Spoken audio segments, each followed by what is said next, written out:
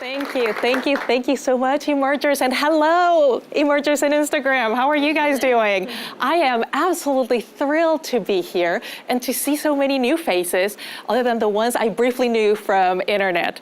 Well, we're here because we have this topic of leadership that surrounds us all. You just need to look around. It's New York. What do you see? Skyscrapers, right? Leadership screaming everywhere. But before we get started, I want to ask you one very simple question, and this is it. How many of you are completely and absolutely comfortable today calling yourself a leader? Raise your hand. Okay, now keep it up. Just look around the room. All right, so it's a handful of you. Very good, thank you. You can turn it down. Okay, so that is perfectly fine. And let me tell you why I believe, I'm gonna venture a guess, that the rest of us do not feel all that comfortable yet. Because when we see leadership, what we think, again, is what I just said. Oh my God, it's skyscrapers, it's mahogany, it is New York, it's suits, it's very, very narrowly defined. That's what happens, that we think, oh my God, leadership, CEO, leadership, person in power, leadership at the top, right? That's usually what happens. So that's one of the problems, that it's been very narrowly defined. But then what happens with that idea that has been so narrowly defined? Then we move here, that we have been asked to step up to the plate because of where we are. And we think, well, yeah, I can do that, I'm capable. But then you compare, okay, this is me, this is my idea of leadership. And then what happens? You have what is called imposter syndrome. Anybody can relate? Yes, I see a lot of heads nodding. So that's what happens.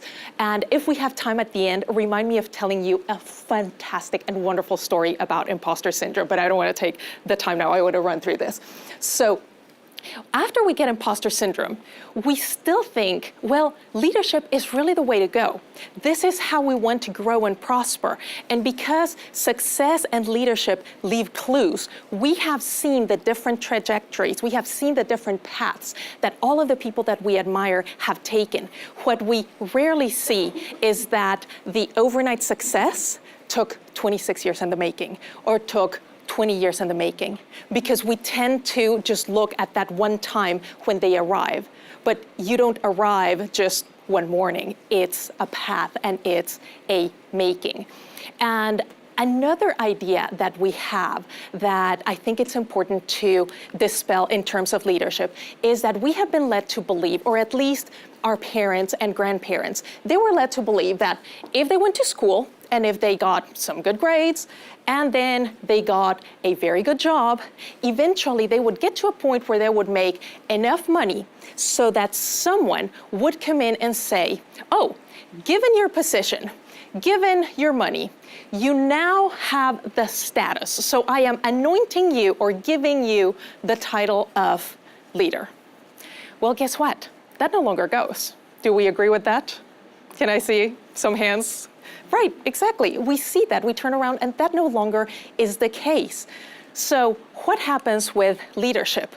It's no longer anointed. It's no longer something that is bestowed on you. And how do we attain leadership? How can we become that leader that we aspire to become right here and right now? And it's actually very, very simple. You just have to pick yourself, say, I do, I want, and start doing work that matters. It's really that simple. So, how many of you have been thinking about picking yourself to do something, but there's that tiny little bit of fear that, oh my God, it may not work? Can I see a show of hands? Yeah, exactly. It's very common. Don't feel bad, because it's very common. We all go through that. But the truth is that we become leaders by our daily actions every day, every day, every day. It's like exercise. You cannot run a marathon by training the week before, you have to build that endurance and that stamina. So every day you build up, it's the same with leadership, and you grow actually into the leader that you want to be. So what is very important behind this thought is for you to have the idea and the vision of who you want to be. So who is your best you? Who is that idea of you that you would like to grow into? Think about that, because we'll get to that at the end. But bottom line, what I'm here to tell you today is that when we think leadership and CEO, that's definitely one aspect of it. But the other aspect that I want to talk to you about today is that in order to be a leader, all you need to do is be the CEO of your life and treat your life, both personal and professional, as that CEO that you would like your life to be.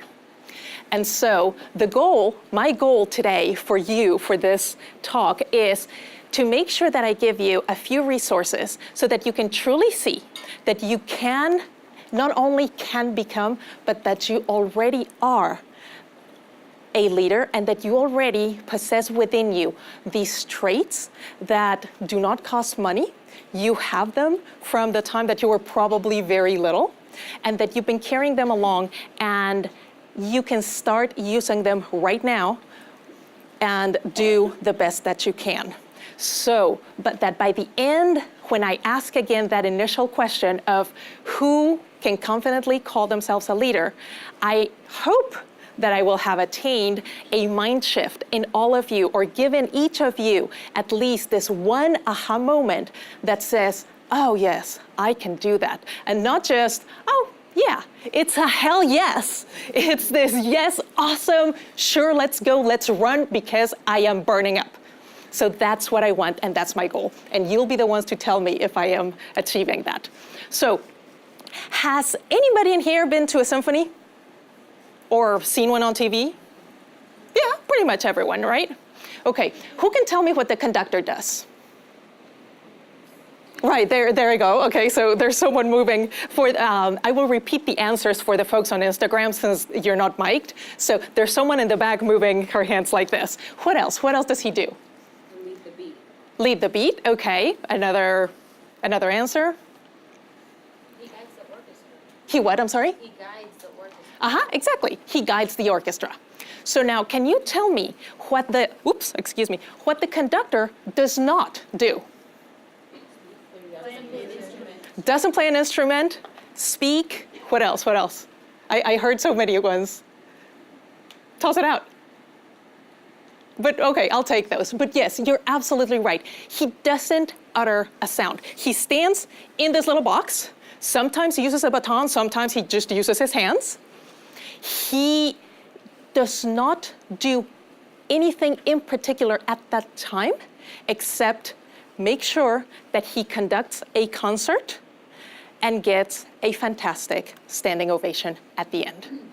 And your work as leaders is going to work pretty much the same as that conductor, in the sense that you're going to be working with your team behind the scenes most of the time. Now, all of us have known, I'm sure, a few boastful leaders that say, oh, I did this today, oh, I did this, and you're like, oh my God, please stop. But the point is that the best way to know that the leader is working is because you don't see him. The leader is almost invisible while the project is working. And at the end, he is there with everyone else to celebrate, just like the conductor. Because the conductor at the end, he turns around, he's facing the orchestra. He turns around and says, it's not just me, it's everybody. It's a team effort. And everybody in there has a specific talent that they contribute. So it's the violin, it's the viola, it's the cello, it's all of those instruments. And they all in unison form this beautiful magic, the synchrony that becomes then the focus of the conductor. But it's been a lot of time in the making. And that's, again, the essence of leadership. You have to always keep your focus on the goal and align that goal of yours with that of the company. with the mission, with the vision, with the goals of the company. Because this is a very important quote that I want to share with you. And that is that people always see the company through the eyes of who they work for. Now, isn't it true? Have you ever had, think about this, the boss from hell? I know I have. I mean, you're all very young, and I'm hoping and praying that you never do. But yes, it's no fun. And at that time, all you can see and all you can think is, get me out of here. This is not working. This is not the company that I want to work for. Whereas the guys in the other side of the hallway or so happen to have an angel on earth. And that's fantastic. And they think that the company is awesome. Isn't that the truth? So your job as a leader is also as a representative of the company. And that's one of the most important jobs that you can definitely have. And to make that company stand out versus everyone else, and to make sure that everybody wants to come and is engaged to come and wants to work every day, every day, every day, because they see in you a wonderful and very dignified representative of the company. So there is, oops, it skipped one.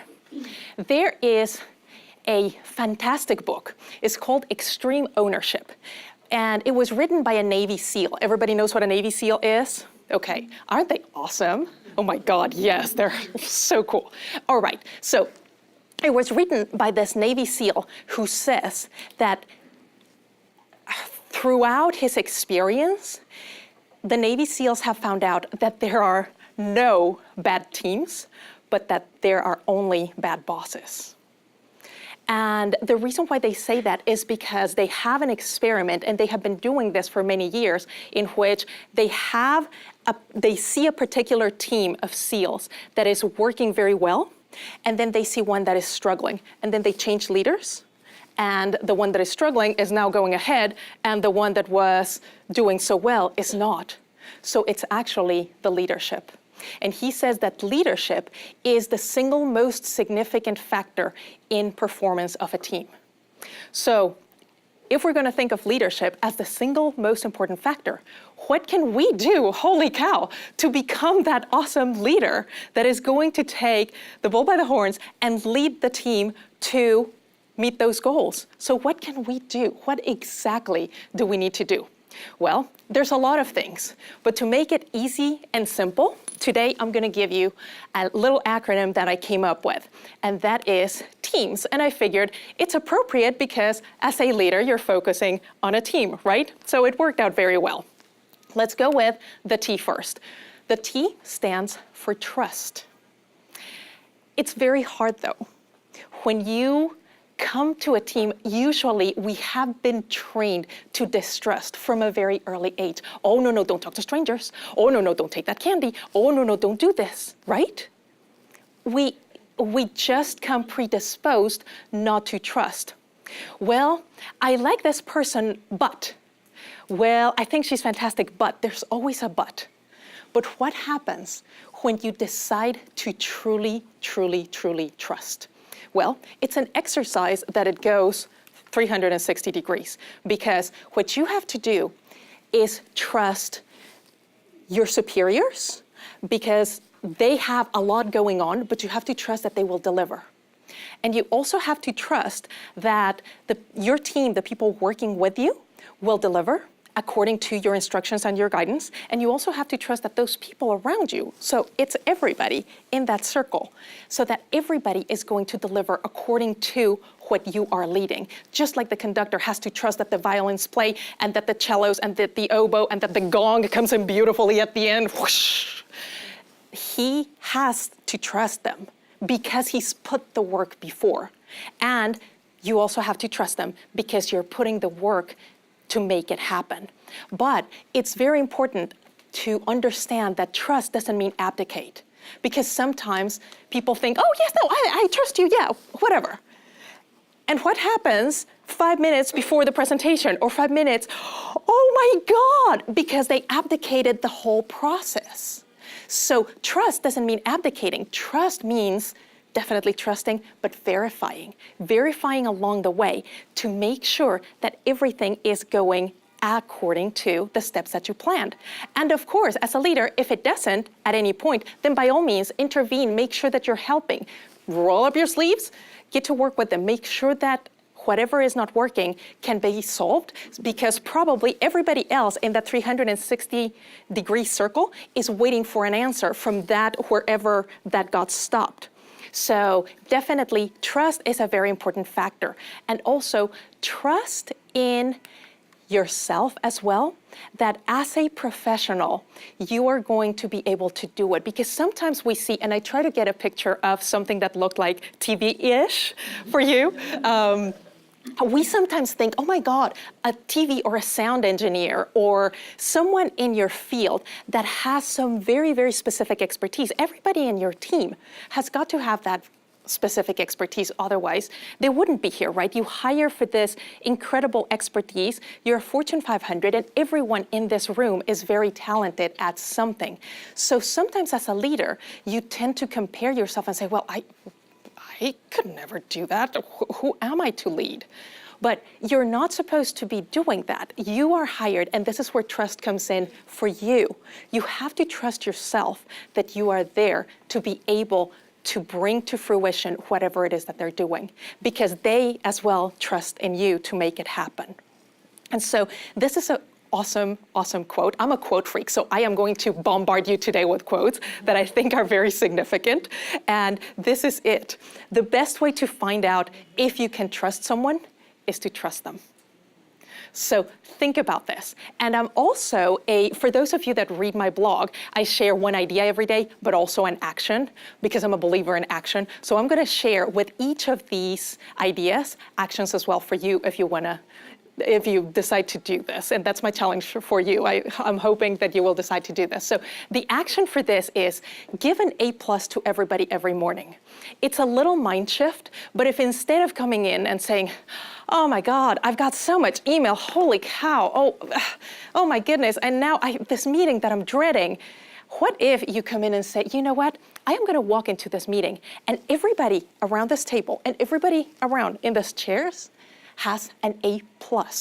They are awesome and they are rocking and rolling.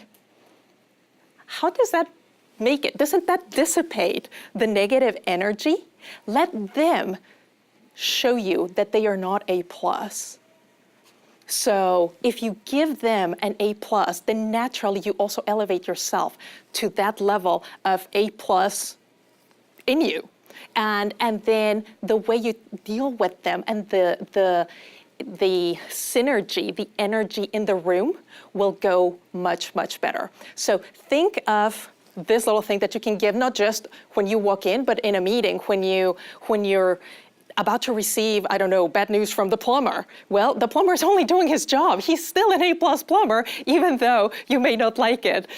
So even if it's bad news, don't equate the bad news or the problem with the people. People are still A+, and they are doing the best that they can with what they have, just as you are. So they deserve an A+ as well. So now let's move on to the E, empathy. So who can tell me, this is another one, who can tell me what empathy is? Oh, come on. Yourself, like in the shoes of others. Perfect. Exactly. Pardon me? Understanding. Exactly. That's exactly what empathy is. Seeing what others see. Can you see that? I absolutely love that cartoon. Let me stand over here so that you can see it for a second. And that is a great depiction of empathy, because you never know how other people see what you see, and you don't know until you at least try. And one of the best ways in which you can try is simply asking. And that just opens up communication. Now, also for empathy, there is something that I'm sure that you're probably all very familiar with, and that is the golden rule. Can someone tell me what that is? Sure. Exactly. Perfect. Treat others as you would like to be treated. And there's an upgrade to the golden rule. Has anybody heard of the platinum rule? Oh, it's awesome. If the golden rule is treat others as you would like them to treat you, the platinum rule is treat others as they would like to be treated? And this is where empathy really kicks in, because sometimes how you would like to be treated is not necessarily how others would like to be treated. And I'm not talking necessarily in terms of respect. This goes more on probably on the actionable side, for example. But for health reasons, I can't eat meat. So if someone is kind enough to invite me to a barbecue, thank you so much, but I will ask if I can bring something. But if they know me and they know that I can't eat meat, and they say, hey, we're having a barbecue, we would love for you to come, but we'll make sure that we have veggies or something for you, that is so kind and so sweet. And that's exactly how I would like to be treated. So the more you get to know people, that's how you will be able to treat them as they want to be treated. So one of the things about empathy is that, in a sense, when we say treat others as we would like to be treated, it seems like an easy thing to do, right? Don't we agree? I would like to see a show of hands. Who thinks they've got, a good sense of empathy and can do that? Yeah, most everybody in the room. I would say that, yes, definitely. That's the easy part of empathy. Now let me tell you the hard part of empathy. Empathy becomes immensely, extremely hard when we don't agree or when we don't like the person. Right? Yeah, they're laughing because it's so true. But precisely because of that, and we may at some times come across someone that we disagree with, that doesn't mean that we need to invalidate their point of view simply because we don't like them. On the contrary, those are sometimes the ones that are the most enriching, simply because they're the opposite of what we think. But one of the exercises that I did with one of my mentors that I want to leave you with for today is this one. Make the argument of why your client should buy from your competition. And that is so, so hard. If you make a very compelling argument, well, not only will you be able to see what your client sees in you and what your client sees in the other one, but by virtue of doing that, you will be able to strengthen those parts of your argument where you're not as strong. And you will be able to grow further into the preferred provider or the preferred vendor, because you will know how to anticipate those things that you're already expecting, or that that, just simply the questions that your client may have. Why should I go with you versus this other one? So it's an incredible and it's a fantastic exercise that I hope you all do. And not only that, it also helps you just open your mind to new and wonderful things. And anyway, it's a great exercise. Another thing that empathy does that I absolutely love is that it helps us empower people. Empathy is an enabler.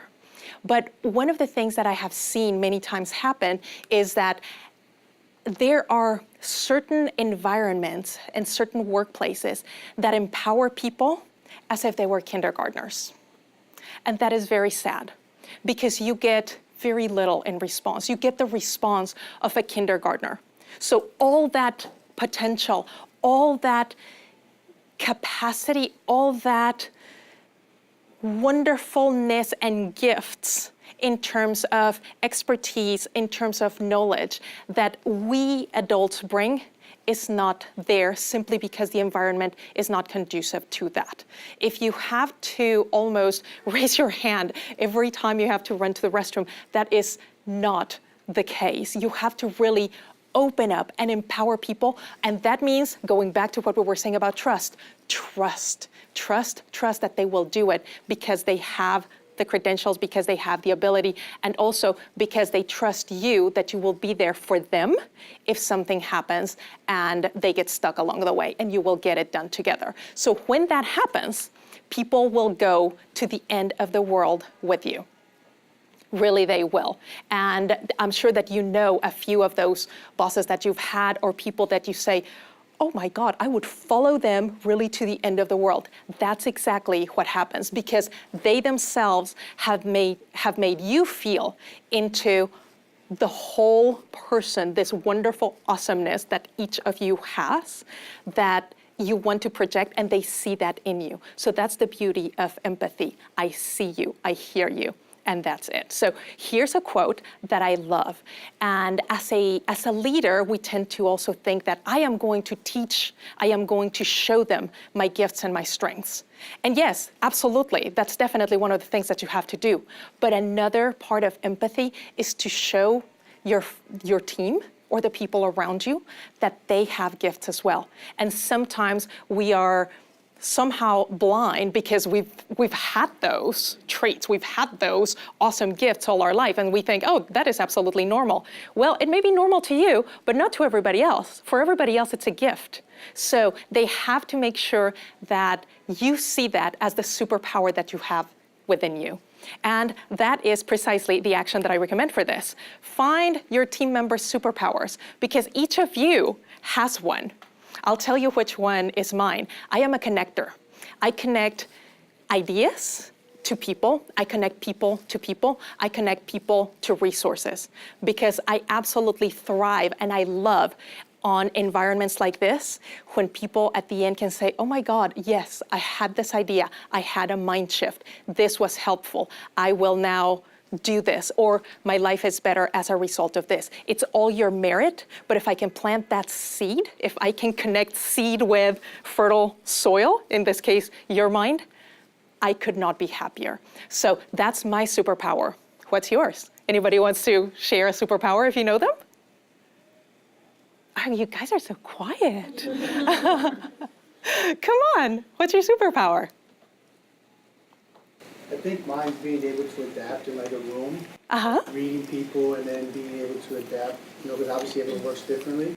So like being able to adapt to that person's needs and that person's strengths, I see that as one of my strengths as well. Fantastic, fantastic. And what's your name? Byron. Byron, thank you so much. That's awesome. Anybody else wants to contribute their superpower? All right, so let's move on then. Oh, yeah, no, I'm sorry. What's your name? Joanna. Joanna. I was gonna say I'm like an avid learner. I'm always eager to learn and to apply what I learned to my everyday life. So Awesome. Oh, you're one of mine, definitely. Awesome. That's fantastic. Awesome. Well, thank you. Now, let's move on to, here we go, to the A. And that stands for accountability. We've all heard too much about accountability. We need to be accountable, accountable, accountable. And yes, that is absolutely true. So true that what I'm proposing is to make accountable into your name. Hello, I am accountable. Make it into every single thing that you do. Even be accountable to yourself, which is probably the most important thing that you can do. Because you can be accountable to your boss, you can be accountable to everybody else. But if for some reason you let it slip for yourself, eventually you will not feel good about you, and that permeates. So be first and foremost accountable to yourself, and then that will show that you have that commitment to absolutely everything else that you do. And one of the beautiful things about accountability is that it enables you to respond properly and seek the responses that your team needs. Because one of the hardest things, I mean, as glamorous and as beautiful as leadership is, one of the hard things, and I'm sure you won't let me lie on this, is that everybody comes to you for answers. Is that right? yes, Absolutely. So when go to. Exactly. So everyone comes to you for answers. And sometimes the easiest way, when you don't necessarily have the answer right at that moment, or just are running around crazy like it's our normal and expected pace, you say, oh, don't worry, I'll take care of that. That is the equivalent of taking a monkey from someone and putting it in your back.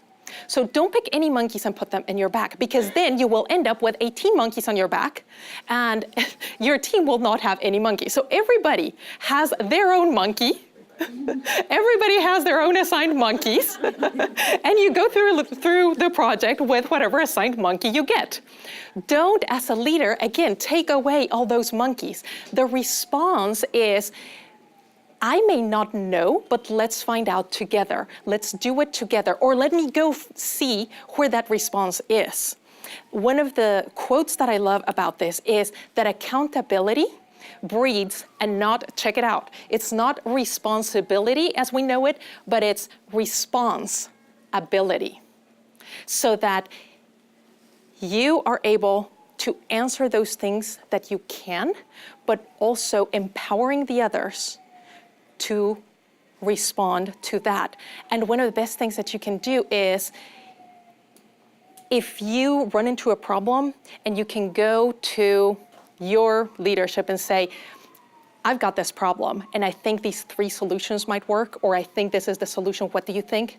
Oh my God, they will love you for it. And if you ask the same from your team, okay, yes, we have a problem, this is it, we are facing a challenge, but if you who are the expert on this, and if you who have that monkey knows exactly what's happening to that monkey, then give me 3 solutions. The monkey may be hungry, the monkey may be thirsty, the monkey may want to climb a tree, right? You never know what the answers are. So think about not necessarily giving a response quickly, but asking questions, learning what happened so that you can be accountable definitely for your part, but also that person for theirs. And that way you can attain that full ownership and full accountability for the project, because it's only by working and by being very clear with the people that you work with that you attain that accountability.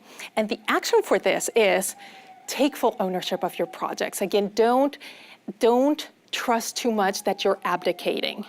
Once you take full ownership and responsibility, it means absolutely full.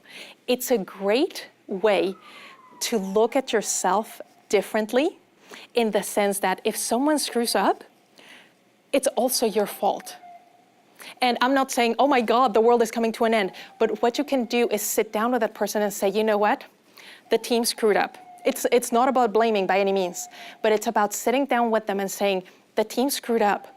And I would like to see how we can come out of this together, because it's obviously my fault. I didn't explain it well. I may not have done this right. Where did I fail? Maybe I didn't provide the necessary resources for you to be able to work fully. So there's a lot of things that can be done. And that leads me to the next letter, which is the M. It stands for mistakes. They're unavoidable. Really, we wish we could just erase them, but we can't. We're human, they're expected. And the beautiful thing, once you come out of a mistake, then you can stand here and say, and the beautiful thing about mistakes is that we all learn from them. But while you're in them, it feels horrible. So I am not lying. Probably, if you ask me about my mistakes, there's no one in the room that has made more than I have. And while I'm not happy or not proud of some of them, they all contribute to where you are. And even though you cannot necessarily see at the time what good will come out of this, something does eventually. Is everybody familiar with Shake Shack? Yeah, right, exactly. Well, who isn't, right? Who isn't? Okay, so Danny Meyer, who is the owner and founder of Shake Shack, and has other restaurants, is a master, an absolute master of hospitality. And what he says is that, barring any mistakes that are really grave, like, I don't know, a criminal offense or a true lack of integrity or something like that, most mistakes can be relatively easily solved. You just have to acknowledge them. You just have to move quickly, of course. You have to apologize. But one of the best things that you can do for the mistake is write what he calls a great last chapter. And for those of you that read my blog, I posted about this recently, so bear with me while I tell this story again. Writing a great last chapter means that the process, a person, I'll just give you the example that Danny Meyer gives. A person came into the restaurant and was hosting a party. Out comes a salad, and in the salad there's a beetle. And they're like, ew. So, needless to say, very graciously, of course, they apologized. They brought another salad, but it's a beetle. So, the person happened to know Danny Meyer and happened to see him the very next day at another one of the restaurants. And he said, hey, Danny, did they tell you what happened yesterday? And he said, no, what? Well, there was a beetle in the salad. He's like, what? He said, how did my people respond? And they said, oh, they took care of it beautifully. And he said, how can I make this into something better. So not just acknowledge the mistake, apologize, rectify, try to do it well, but how can we come out ahead of this in a way that whatever you make out of that will be so much greater and so much better than if this had not happened. So mistake plus, let's call it, how can you turn that? And that's what he thinks of as a great last chapter. What he did is they were having another get together in this other restaurant the next day, and he told one of the waiters, well, whether they order a salad or not, bring out a salad to this one person, and then in a little card, write the name Ringo, and tell him that Danny sent him a salad so that he himself can also have a salad with a beetle. So a great last chapter can be something funny, something gracious. And now guess what?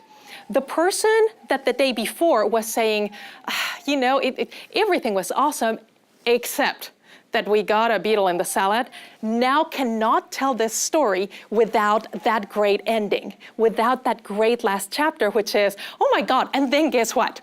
They sent me a salad the next day with a little card that said Ringo. How cool is that? Now, do you think they have a client for life? A customer for life? And that this guy is going to tell this story again and again and again? And that's a much better story to tell as opposed to, well, go there, just be careful because the food is great, but I found a beetle. So now they go together. That's exactly what he means by writing a great last chapter. And this is actually his quote. It says, use every new mistake as a teaching tool. And that is true. The person who made it has actually helped you. He sees every mistake actually as a gift, and he uses that word in his book. It's a gift because they're providing you with new opportunities to improve.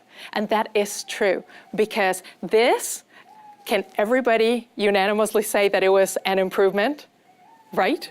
It was awesome. He absolutely rocks on this. So what you need to do today for this is write a great last chapter. I hope you didn't make any mistakes today, but if you do, write a great last chapter. Small mistake, big mistake, do it. Or if not, just think about something in the past where it was a big mistake and how you could have done and put together a great last chapter for this. All right, and then the next one we come to almost the end, which is the S. And that is self-discipline. Why do I pick this one? Why did I pick this one? Because I think it's very, very important to know that as you lead a team, the first person that you lead is yourself. You are this one. And you have to lead yourself well. And you have to be able to pull everybody together, even in the face of the storm. Even when some of them here may be saying, those clouds are really not fun to fly in. I do not feel like it. And you're like, hey, sorry, we have got to go. I'm counting on you. It may not be popular. It may not be what everybody wants, but know that you're doing the right thing and have the self-discipline to do it. And the only way in which you can do it is by strengthening, if you may, that muscle of self-discipline, of going back to what I was mentioning, of creating the vision of the absolute best you that you can imagine. Who do you dream of becoming? And then saying, okay, this is how I'm going to get there. So if you dream of becoming the CEO of this company, okay, you're starting today right here with a few of these exercises. If you dream of becoming someone who is super fit, super healthy, you're starting today with taking the stairs instead of the elevator.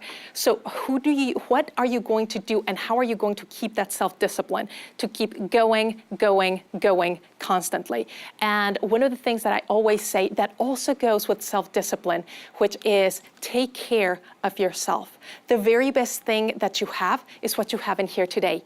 Each and every one of you has a body, and that body is your vessel. It's what enables you to live, to breathe, to be healthy, and to ultimately think of yourself as a leader. Take care of that, because if your health goes, you cannot be a leader. But also, just as you nurture your body, nurture your mind as well. And this is where I am going to make a quick commercial for my blog. I have a blog where I share one idea from the best business books on a daily basis that we can all read in under 5 minutes, because we're all super, super busy. So 5 minutes and that's it. And it's called entregurus.com. So entrepreneurshipgurus.com, or also in Spanish, it works out well because you are entre gurus, you're amongst the gurus of knowledge.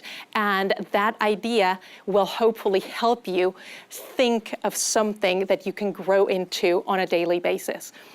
And I'll leave you then with this quote that says, discipline is the bridge between your goals and your accomplishments. Because you may have a ton of goals, but unless you have the discipline to move through them, you will not be able to accomplish them, and they will continue to be goals. In a sense, like New Year's resolutions. Why don't we get through them? Because they're just resolutions. By January the 8th, they're gone, right? Or sometimes by January the 3rd. Anyway, so my action for you on this one is to write down your best you. Really, I've been talking about this the whole time. Write down who is your best you and put together a plan of action to get there, because you owe it to yourself to become the best that you can be. And now, do me a favor. I am going to ask a question, but I want you to close your eyes. All of you, close your eyes, close your eyes, close your eyes. I'll tell you when to open them, okay? Close your eyes. And now, raise your hand if over the course of this presentation, you had some sort of aha moment, some idea, some mind shift that made you say, yes, I can. And not just yes, I can, but hell yes, I can. And how many of you can now answer that you feel completely comfortable calling yourself a leader? Now raise your hand. All right, so keep it up. And now open your eyes and look around the room. It's a lot of you. It's almost all of you. So I'm very happy for those of you that had that shift. And I will open it up to Q&A. So thank you, thank you, thank you. And let me bring this to you thank you. Thank you, thank you. This is my contact information. I will be delighted to hear from any and all of you. I don't know if the Instagrammers can see, but it's just my name at entregurus.com. I'm at Twitter at Helena Escalante, also at entregurus, and I will be delighted to answer any questions that you have. Yes? In the beginning you mentioned... Oh, but what's your name? Oh, Jermaine. Jermaine, okay. In the beginning you mentioned you were going to tell a story about imposter syndrome.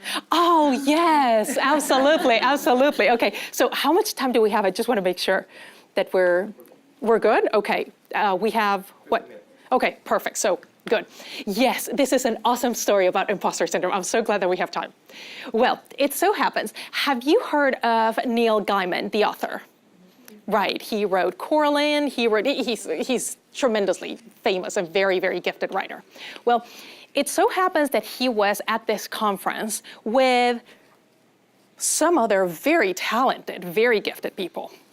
And they were doing something, and there were speakers and so forth, and he was sitting apparently in a table somehow to the end and to the side of the room because he's very shy. And he said, I think I'll just sit here.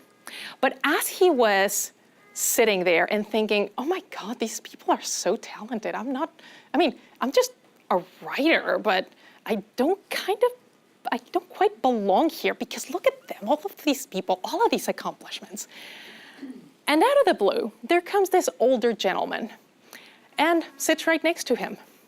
And so they strike a conversation. And he says, well, I have to confess that I'm just sitting here because I really don't think like I belong here. And he says, oh, how funny, because I was coming to sit here because of the same reason. And he said, so, well, let me first introduce myself. Hello, my name is Neil. Oh, I so happen to be Neil as well. Oh, ha, ha, ha, how funny, namesake. So they start chatting. And then this second Neil says, well, it's just these people are so incredibly talented, you're right, and I just keep thinking all along, all I did is follow instructions. I just went where they sent me. He went to the moon. That was Neil Armstrong. So if Neil Armstrong has imposter syndrome, anybody in here is allowed to have imposter syndrome. So we are all allowed to have imposter syndrome because it's absolutely natural. And again, it goes back to the superpower. You have this superpower that you think it's normal. You almost think like, it's just me. I mean, it's you diminish it. You don't think anything of it because to you, it's just like, it's you. So what? But to others, it's absolutely awesome. It's incredible. And so that's the story, and that's imposter syndrome. So yes. Hi. What's your name? Oh, I'm Jose. Hi, Jose. I'm following up on that idea of superpowers. I think that was my aha moment. Awesome. I wanted to ask you, what do you think is the best way for each of us to really find out what that superpower is? Because when you asked us the question, it was really hard for me to just come up with a clear, okay, this is clearly my superpower. Like, that's why I think it took a second for us to raise hands or to share what it was. So I'm just wondering if you have any tips for us on how to identify what those superpowers are, and if it's more than one, how do we, prioritize this? Is it something that we just reach out to people about, or how do you think we should go? Well, I have to tell you, finding your superpower, because we tend to diminish our talents and gifts, is one of the hardest things that you can do. It's the equivalent. Have you ever tried to write your bio for something? Oh, see my point? It's so hard. It's so hard. That's exactly, with the superpower, it's the exact same thing. It's just like, oh, God. So what I suggest is get together with a team or a group of friends and ask them. Or send an email. Hey, I just got through this crazy talk on leadership. And the speaker said that everybody has a superpower, but I can't see what mine is. Do you mind telling me? I will say, don't ask your mom because your mom will say you're perfect. I've got the sweetest, nicest, most awesome mom in the world and husband too. So I know that if I ask them, oh, they're better than Santa Claus because they say, Santa Claus is looking out for what you're doing wrong, right? But my mom and my husband, they are so wonderful and so fantastic because they're like, oh no, you're perfect. And I'm like, oh, thank you, I love you, but that's not what I'm looking for. So ask someone that doesn't think you're perfect. Ask your friends, ask your coworkers, ask someone where you have a relationship, a working relationship, or a very good relationship, and they can be very honest with you. And that's how you're gonna find them, really. And then when when someone says, oh, this is what you do, you will know because there's another aha moment that says, oh, yes, I do that. I never knew it was a superpower. I just thought it was just me. Exactly. And that's how you'll find it. And then if you have several ones, just go through the same. Most likely, people will say, well, you're very good at this, you're very good at this, you're very good at this, you're very good at this. And those are your superpowers. You're not limited to one. So, and you can exercise them all. So, yeah, run with them. All right. So, yes, how about you? And I'll go with you right after. And what's your name? Susanna. Hi, Susanna. I just wanted to add to that because I think it'll be helpful. We definitely did ask people, and I've learned a lot about strengths classes who were like, you know what, this is something that you're good at. And I was like, what? Like, yeah. It is eye-opening. But we also did the Strengths Finder. Oh, yeah. Which gives you your top 5 strengths.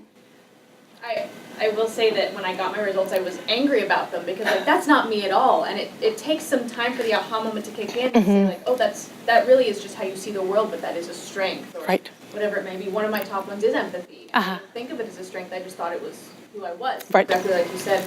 And I think the most powerful thing about doing Strengths Finder, you can pay for your full list. And I had a boss once that said, the reason that I need you on this team is because your top 5 are my bottom 5. And so surrounding yourself with people that have complementary strengths and superpowers. And I think that's what made our team for so long so strong, because we're also different but complementary. Right.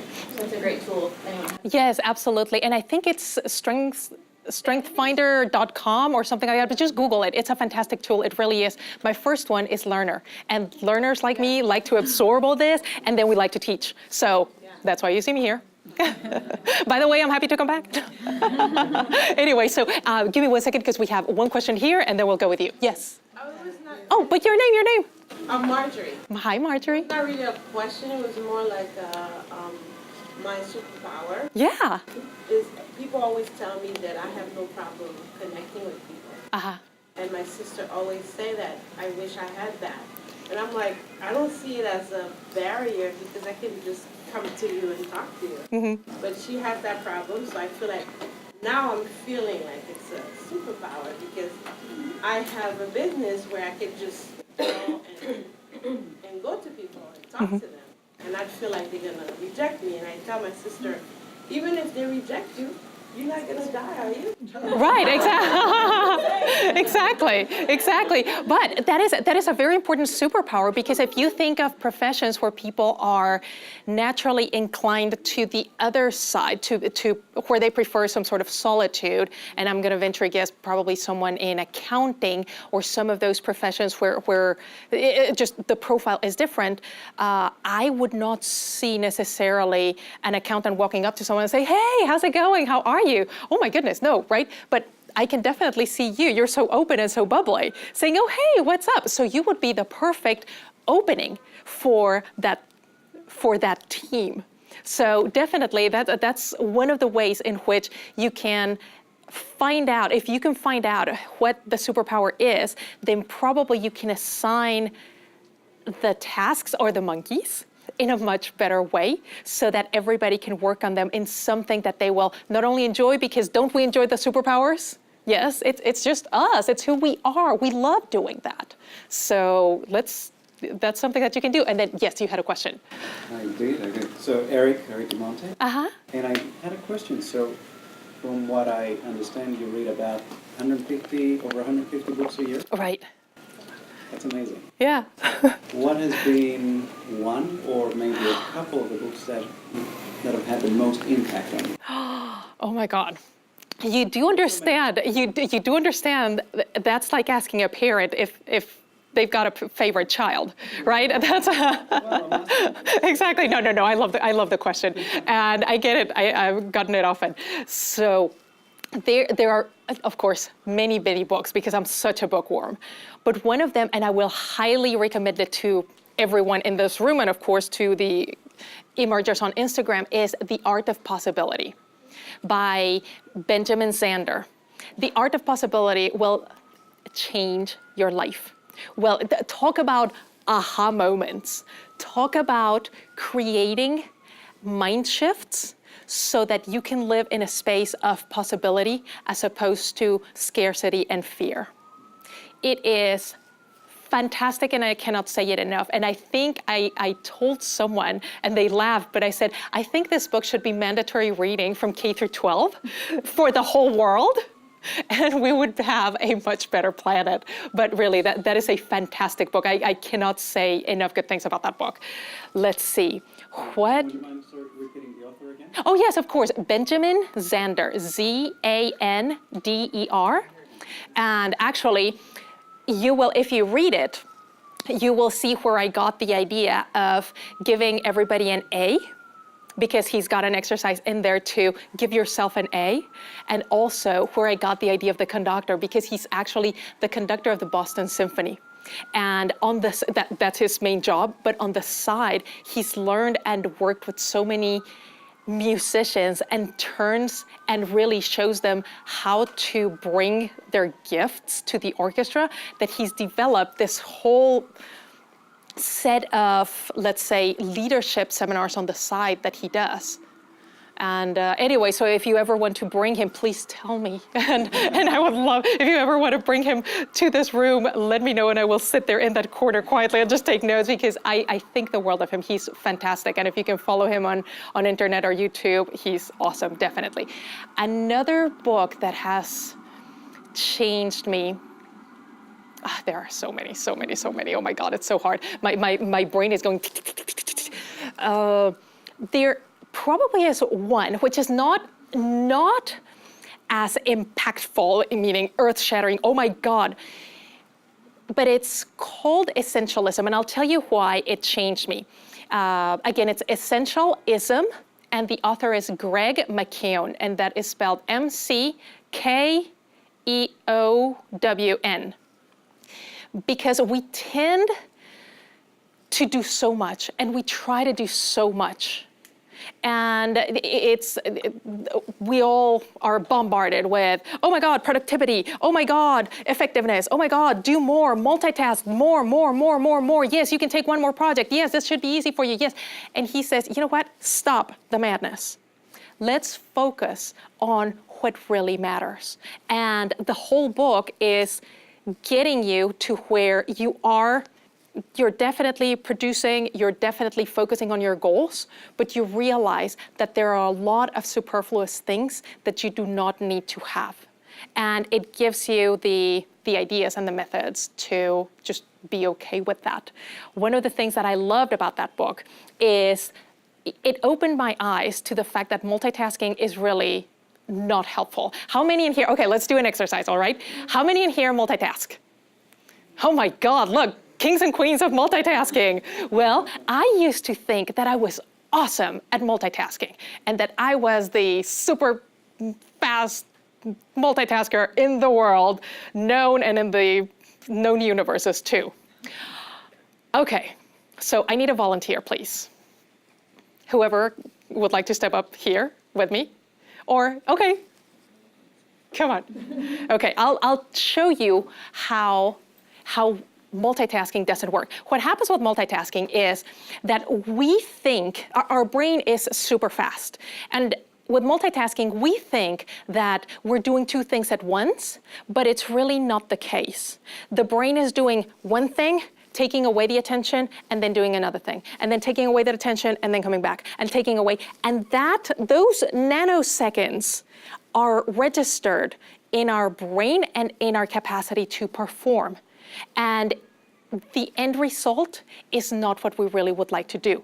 And here's the proof. And this is not to put you on the spot. I am the same way, okay? And you will bear with me, go through this exercise yourself as well, okay? So count from 1 to 10 as fast as you can. Out loud? Yes, out loud. Yes, I'm sorry. Out loud for everybody in the room. 1, 2, 3, 4, 5, 6, 7, 8, 9, 10. Okay, perfect. Can everybody do that? Probably with your eyes shut, right? And from about the time that we were 3, 1, 2, 3, 4, 5, 6, 7, 8, 9, 10. How much more ingrained and doable is that for us? Something that we can do easily. Now, can you run through the alphabet as fast as well as you can, please? A, B, C, D, F, G, H, I, J, K, L, M, N, O, P. All right. No, but okay, perfect. But that's something that we can do too, and we can do it. Same thing, from about the time that we're 3 with our eyes closed. It's deeply ingrained, so we're not asking her to do anything that she doesn't know how to do or anything that will be hard. Now, can you please combine them and go A1, B2, C3. Okay, so run with it. A1, B2, C3, D4, E5, F6, G7, H8, I9, J10. I'm getting there, but I'm really Overload, exactly. Breakdown. So that is, thank you so much. Can we give her a round of applause? Thank you, Geraldine, that's awesome. So that is the best proof that multitasking on something that is even as easy as that doesn't work. So if you think that you are awesome at putting together a presentation while answering email, while doing this, while doing that, but no, the only time that multitasking works is probably when you're watching TV and folding clothes, or when you're walking down the street and chewing gum. Those are things that you can indeed do together, but not when you are paying attention. And that is what this book helped me to finally see. Really, multitasking doesn't work. It's much better to have focused periods of time of concentration and really get things done because you do them. And when you are focused, you run through those projects or whatever it is that you need to do way better than if you are spending a day working on something but multitasking. So I learned to put my phone on mute or on airplane mode and do not disturb, and really giving myself the time to be productive, and I've been able to be super productive. And on the topic of productivity, if any of you is interested, I am putting together a webinar in December and would love to invite you all. It's free, so I'll send the link around if anybody wants to hear more tips on productivity. And anyway, with that, I'll just open it to any more questions, or if we're done, I am happy to. Well, we have the room say- reserved till 2, Okay. but we want to definitely thank Helena for coming here today. I want for being on. Thank you, thank you, thank you. No, thanks to all of you for giving yourself the opportunity to be here. I hope it was helpful, and I'm happy to answer any questions, or again, just send me any kind of communication that you want. I would love to hear from you. Thank you, everyone. Thank you, everyone. Oh, no. One last thing. Yeah. Can we please take our picture together? Yay! Yeah, sure. Awesome.